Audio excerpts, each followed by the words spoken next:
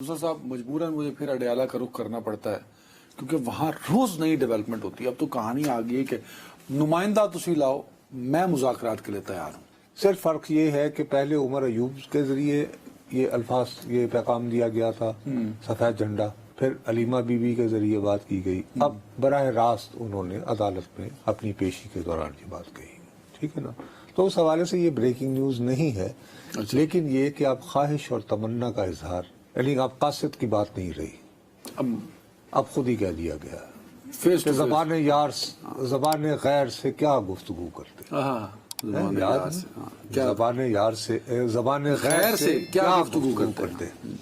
لیکن اس سے پہلے کہ میں اس موضوع کی جانب آؤں، میں ایک بات پہ دیکھو، اس پہ کل مجھے بڑی شرمندگی ہوئی، حالانکہ میں بہت خوش تھا کہ بڑے عرصے بعد آپ نے ایک انیشیٹو لیا. کون سا؟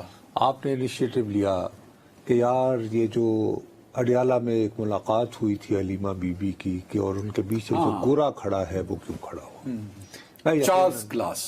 میں دل سے بہت خوش ہوا آپ نے اس کو تلاش کیا. اب آپ نے ہمارے بہت سارے دیکھنے والے ان کو یہ آپ یقین مانو 99% حتیٰ کہ میرے عزیز ترین دوست بھی یہ سمجھتے ہیں کہ جیسے آپ اور میں ڈرامہ نہیں لکھ، کیونکہ میں پلے رائٹ بھی ہوں، تو وہ اور نصرت نے ڈرامہ لکھے ہونا کہ اس پہ عدنان بھی کہکہا لگاتا ہے پھر وہ کپ اٹھاتا ہے. آپ لوگوں کو میں کیا بتاؤں کہ آپ کس وقت دفتر تشریف لاتے ہیں. اچھا، یہ میرے عیب ضرور گنوانے ہوتے ہیں آپ نے. بہرحال میں خوش ہوا کہ یار تم نے اس کا پتہ چلایا. جب ہمارا شو چل گیا، سب کچھ ہو گیا، تو رات کو 12:15 بجے کے قریب میرے ایک دوست جو 1970 کی دہائی سے میرے دوست ہیں، جب سے ہم نے طالب علمانہ سیاست اکٹھے کی. اچھا، بہت پرانے دوست ہیں. اور وہ دنیا کے امریکہ سے شائع ہونے والے سب سے زیادہ بکنے والے اخبارات میں سے ایک کے یہاں پہ بہت عرصے تک نمائندہ رہے ہیں، اور انہوں نے بہت ساری کتابیں بھی لکھی. انہوں نے پہلے تو مجھے میسج کیا کہ کین آئی کال، پھر انہوں نے کہا خسمان خواہ کین آئی اور ناٹ، انہوں نے ٹک کر کے فون کیا. میں کہا ہلو، تو کہنا یار سوری لیکن مجھے آج بہت شرمندگی ہوئی تمہارے اوپر.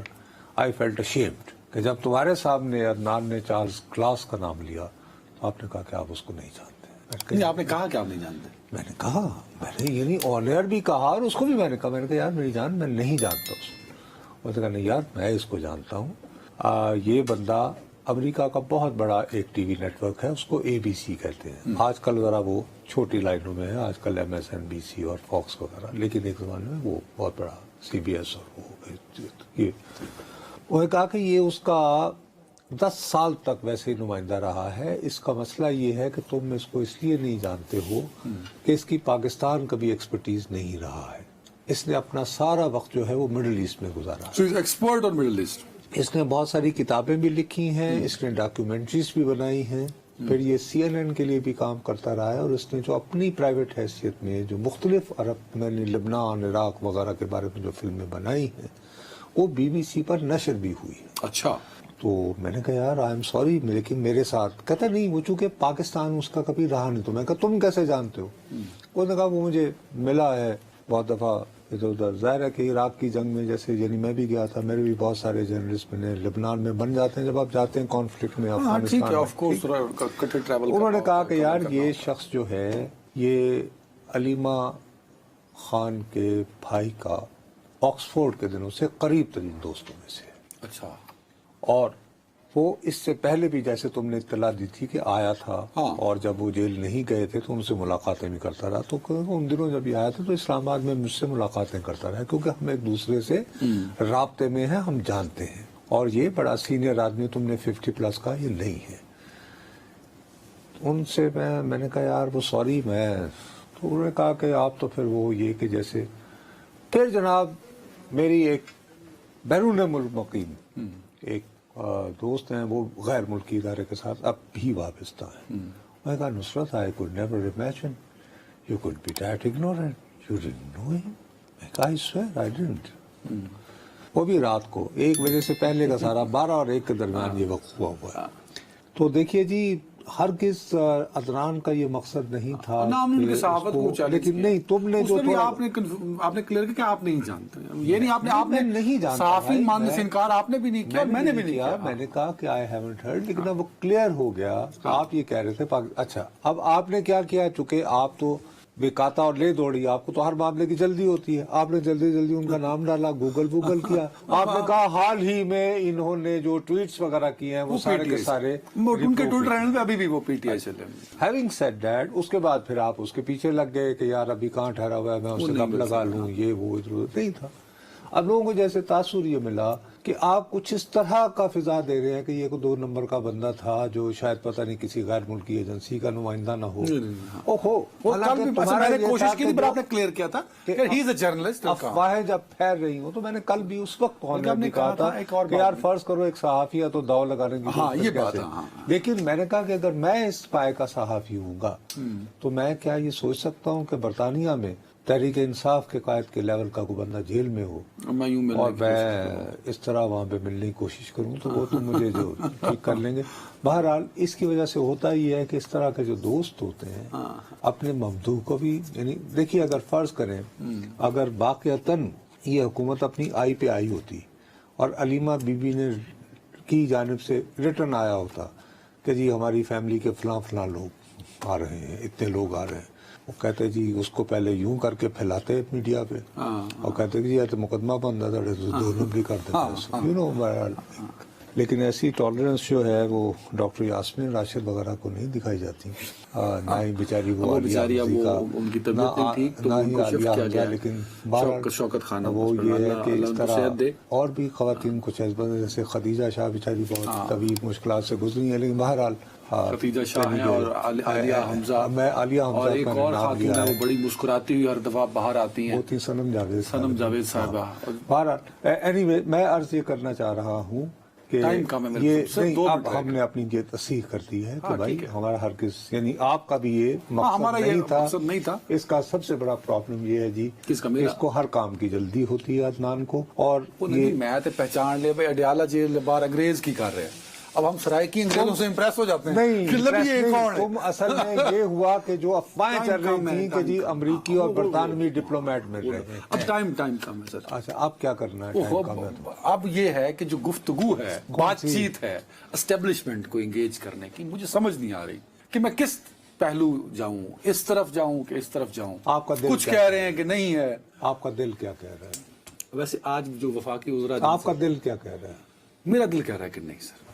آپ کی خبر کیا کہہ رہی ہے؟ خبر ڈھونڈنے کے چکر میں اب جو وفاقی وزراء ہیں, میں نے آپ کی خبر کو تصحیح کی, وہ سارے یہ کہہ رہے ہیں کہ یس انگیجمنٹس ہو رہی ہیں پی ٹی آئی کی. سر میں نے آپ کو کل یہ کہا تھا, اور میں نے ویکینڈ, جمعہ, ہفتہ اتوار, ان 3 دنوں کی میری تحقیق کا نچوڑ یہ تھا, میں نے لفظ استعمال کیا تھا, میں دوبارہ دہرائے دیتا ہوں تاکہ کنفیوز نہ ہو, کہ وفاقی وزراء کی اکثریت یہ کہہ رہی ہے کہ کچھ تو ہے جس کی پردہ داری ہے, اور اس کا وضاحت کرتے ہوئے میں نے تمہیں یہی کہا تھا کہ یار جب خود ان راستوں سے چل کر آئے ہوئے ہوں نا تو آپ کو پتا ہوتا ہے کہ یار یہ بھی راستے ہوتے ہیں. اب ہوتا یہ ہے کہ ریاست ایک بہت کمپلیکس, بہت پیچیدہ ایک جانور ہے, یہ ہاتھی سے بھی بڑا جانور ہے, بہت بڑا جانور ہے. مثال کے طور پر میں آپ کو ایک چھوٹی سی بات بتاؤں, آپ حیران و پریشان ہو جائیں گے. نواز شریف صاحب جس رات فلائی کر کے گئے, اس رات عمران خان کے دور حکومت میں نواز شریف صاحب جب پرویز مشرف صاحب کے زمانے میں فلائی کر کے سعودی عرب, اس دن رات کو میرے ایک بہت قریبی دوست نے کھانا کر رکھا تھا رات کا. ان کے کھانے پہ ہمارے ملک کی ایک بہت طاقتور ایجنسی کے بہت بڑے افسر بھی موجود تھے.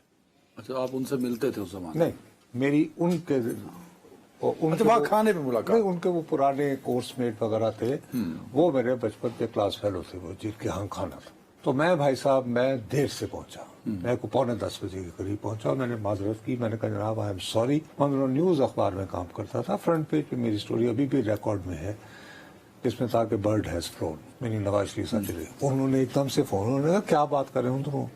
نہیں ابھی موبائل آئے تھے کچھ, وہ گئے, انہوں نے کہا نہیں جی وہ تو ایک آئل کمپنی کا طیارہ تھا, یہ وہ حساس ادارے میں سر اور بہت بڑے, لیکن ان کا ایک ایسے شعبے سے تعلق تھا جس کو, تو بھائی ریاست میں ایک شعبہ ادھر جا رہا ہوتا ہے. اچھا دیکھو نا ایک یہ ٹائم بات کم ہے میرے پاس. کل مجھے جیسے جو میں نے کہا تھا کسی حکومتی بندے نے نہیں, کسی ریاستی بندے نے نہیں, ایک مارکیٹ کے بندے نے یہ کہا کہ جی جب سے یہ گفتگو کی بات ہوئی ہے پیپلز یہ تحریک انصاف اور اسٹیبلشمنٹ کے مابین جب سے یہ سفید جھنڈے ہواؤں میں لہرانا شروع ہوئے تو 70% ایسے اکاؤنٹس جو مسلسل جو ہے وہ ویسے کم ہوا, یہ میں نے بھی فیل کیا. نہیں انہوں نے تو یار کوانٹیفائی کر کے بتایا نا, الگوریدم آج تو یوں آ جاتا ہے نا کہ آپ کے ٹویٹ کو کتنے لوگوں نے دیکھا, یار کیا بات کر رہے ہو تم, ٹھیک ہے نا.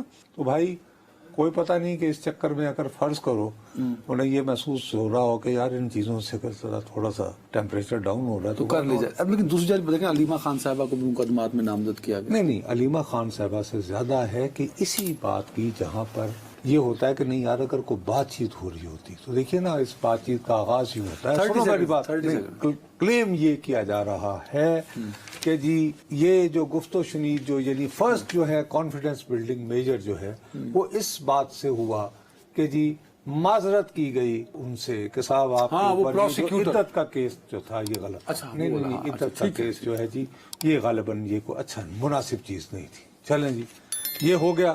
دلوں میں اگر وہ تھی رنجشیں وہ جانی چاہیے تھی اس کی وجہ سے, تو آج ہی فیصلہ ہوا ہے. راولپنڈی پولیس نے غالباً یہ کہا ہے کہ 9 مئی کے کیسز جو ہیں واقعات ان میں سے 11 کیسز اس میں بشرا بی بی کو نامزد کیا ہے کہ وہ بھی اشتعال دلانے والوں میں شامل تھی.